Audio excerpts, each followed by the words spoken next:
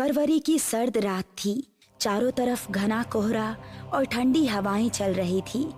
ऐसे में गांव से कुछ ही दूर पर मदन लाल अपने एक हाथ में मटकी और दूसरे हाथ में फावड़ा पकड़े तेज तेज कदम बढ़ा रहा था। आज इस मटकी को दफना दूंगा और बाद में आराम से इसको निकाल कर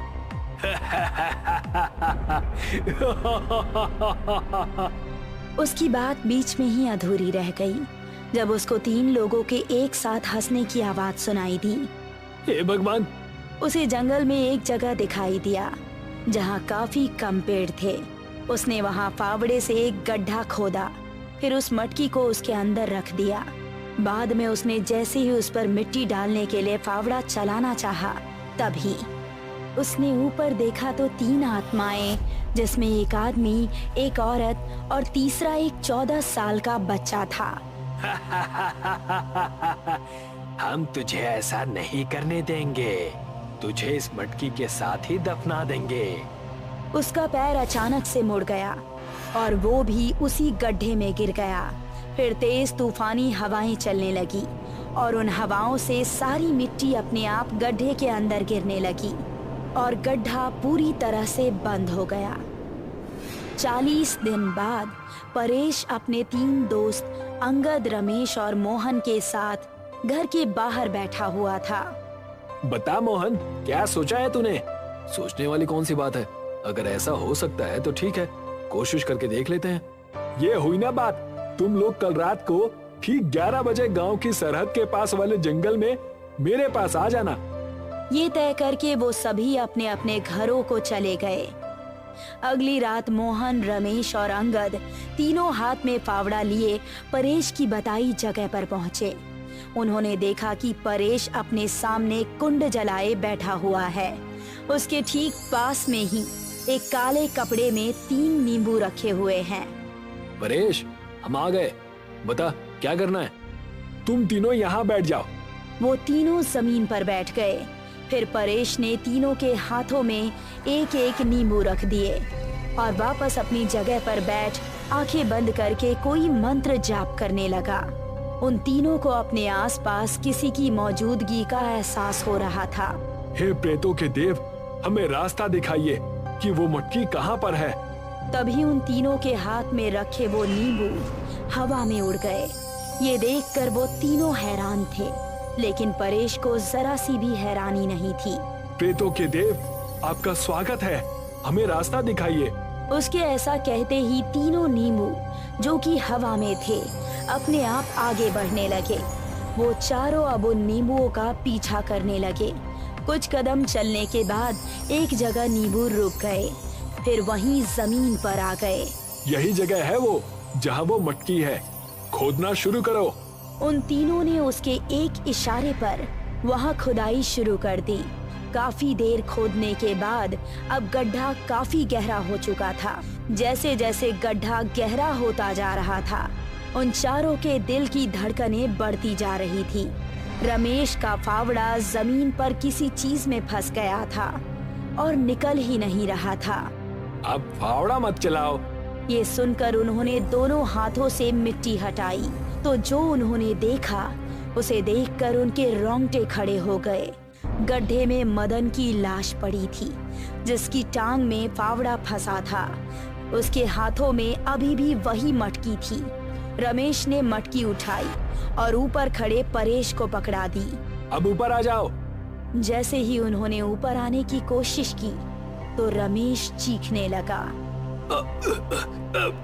मेरा शरीर अकड़ रहा है, मेरा शरीर अकड़ रहा है, सब जल्दी से बाहर आओ। ये सुनकर मोहन और अंगद गड्ढे से बाहर आ गए, लेकिन रमेश का शरीर उसके काबू में नहीं था। उसके हाथ पैर अकड़ने लगे थे और वो गड्ढे में पड़ा कांप रहा था, जैसे उसको करंट का झटका लग रहा हो। इससे क्या हो रहा है? ये बाहर क्यों नहीं आ रहा? मैंने एक बात तुम लोगों से छिपाई थी।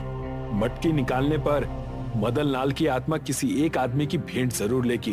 तूने सिर्फ एक मटकी के लिए हमारी जान की बाजी लगवा दी। ये सिर्फ एक मटकी नहीं है, ये देखो। परेश ने मटकी के ऊपर से कपड़ा हटाया।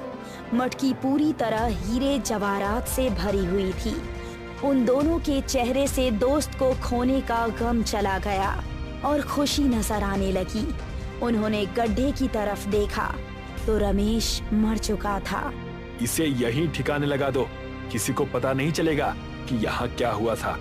उन दोनों ने मिट्टी वापस गड्ढे में डालकर उसका मुंह बंद कर दिया और तीनों गांव की तरफ चल पड़े। गांव की सरहद पर आकर परेश ने मोहन और अंगद को एक एक कपड़े के अंदर उनके हिस्से के जेवर बांध कर दिए और बाकी बचे हुए धन को मटकी समेत अपने घर ले गया। ए जी, इतनी रात को आप कहाँ गए थे और इस कपड़े में क्या है? अंगद ने उस कपड़े की पोटली को खोली और जैसे ही उसके अंदर रखे सोने जवाहरात उसकी बीवी ने देखा तो उसकी आंखें भी चौंधी आ गई। हे भगवान, इतने महंगे जेवर ये आपके पास कहाँ से आए? जेवर नहीं, गुप्त धन है और ये सब हमारा है। सच में? तो लाओ जरा, इनमें से कुछ पहन कर देखती हूँ मैं। प्रेरणा ने एक भारी सा हार उठाया और अपने गले में डाला। जरा बताइए तो कैसा लग रहा है मेरे गले में ये हार? ऐसा लग रहा है कि ये बना ही तुम्हारे लिए था। ये सुनकर वो खुश हो गई और फिर आईने के सामने जाकर देखने लगी। अगले 3 सेकंड्स के अंदर उसके चेहरे पर आई मुस्कान गायब हो गई। क्या हुआ प्रेरणा? प्रेरणा के मुंह से सिर्फ सिसकियां निकल रही थी। अगले ही पल वो भी जमीन पर गिर पड़ी। उसके शरीर में भी उसी तरह की अकड़न पैदा हुई जैसी कि रमेश के शरीर में हुई थी और फिर उसको लकवा मार गया। प्रेरणा उठो, क्या हो गया तुम्हें? उठो ना। प्रेरणा सिर्फ टुकुर टुकुर उसे देख रही थी। ऐसा लग रहा था कि उसका शरीर और उसकी जुबान काम ही नहीं कर रहा है। अंगद ने उसको उठाकर बेड पर लिटा दिया। फिर उसने उसके गले से हार उतारा और वापस उसको उस कपड़े की पोटली में बांध दिया। इस तरफ मोहन ने भी अपने हिस्से के गहने अपनी बीवी को दिखाए। अरे वाह जी, रोजाना तो आप छोटी मोटी चोरी करके आते थे, पर इस बार तो आपने काफी बड़ा हाथ मारा है। आज के बाद वो छोटी चोरियां भी नहीं करनी पड़ेंगी। इन गहनों की कीमत अरबों में है। मैं कहती हूँ हम इनको पहनकर दिखावा नहीं करेंगे, बस एक एक गहने को बेचकर अपने घर का खर्च अच्छे से चलाया करेंगे। हाँ ये तो ठीक है, लेकिन मेरा तो मन है कि इस बड़ी सी माला को पहन कर देखूं। कोई देख लेगा तो? कोई नहीं देखेगा, घर में ही पहनूंगा, बाहर नहीं। ये कहकर मोहन ने भी एक मोतियों की माला उठाई और अपने गले में पहन ली। देखा मुझ पर कितनी जच रही है ये। मोहन खुश हो रहा था, लेकिन अगले ही पल उसकी बीवी चिल्ला उठी। ये क्या हो रहा है? आपके कान से ये क्या निकल रहा है? मोहन ने हाथ लगाकर देखा तो उसके दोनों कानों से खून निकल रहा था। ये क्या हो रहा है मेरे साथ? वो कुछ सोच पाता इससे पहले ही अब उसके मुंह से भी खून निकलने लगा था। उसको उसके शरीर में एक अजीब सी कमजोरी महसूस हुई और वो चक्कर खाकर जमीन पर गिर गया। उसकी बीवी ये देखकर हैरान थी।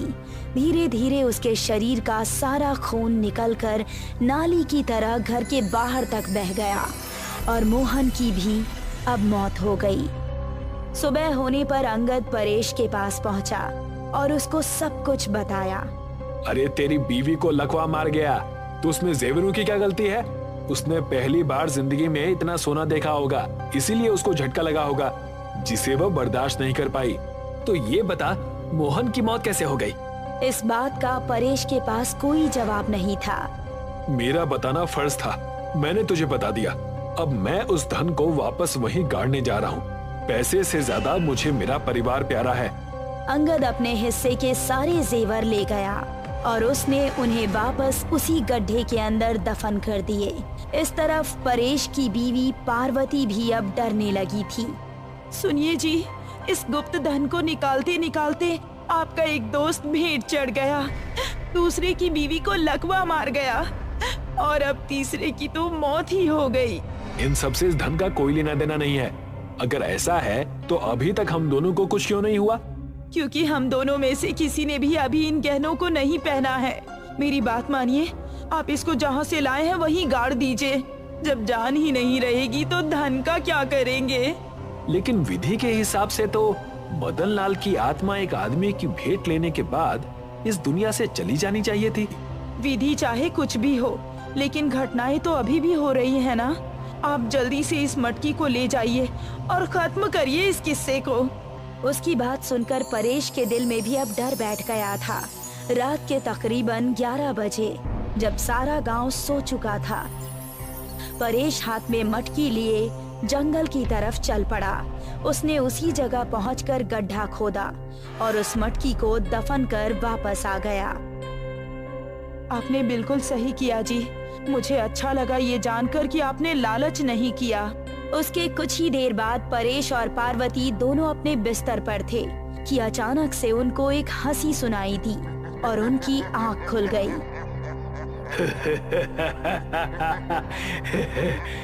कौन है? दोनों चौंकते हुए बिस्तर से उठे। उन्होंने देखा कि सामने रमेश की आत्मा खड़ी थी।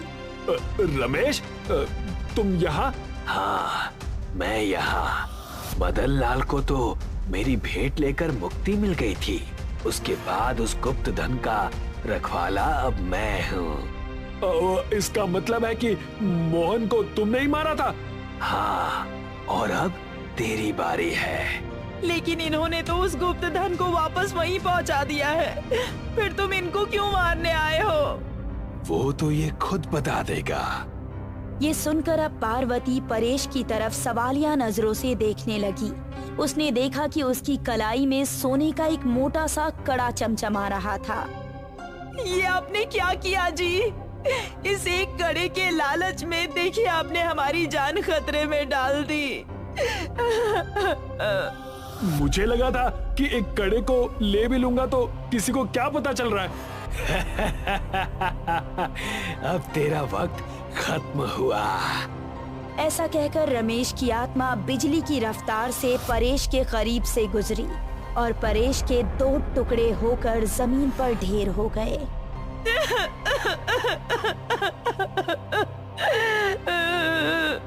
पार्वती परेश की कटी लाश के पास बैठकर रोने लगी। अब वो कड़ा परेश के हाथ में नजर नहीं आ रहा था। रमेश की आत्मा वापस वहीं पहुंची। उसके हाथों में वही कड़ा था। वो धीरे धीरे करके जमीन के अंदर समा गया। इस तरह वो गुप्त धन जहाँ था वहीं वापस पहुंच गया और एक सीख दे गया। अगर अमीर बनना है तो अपनी मेहनत से बनो। गुप्त धन के लालच में अपनी जान खतरे में मत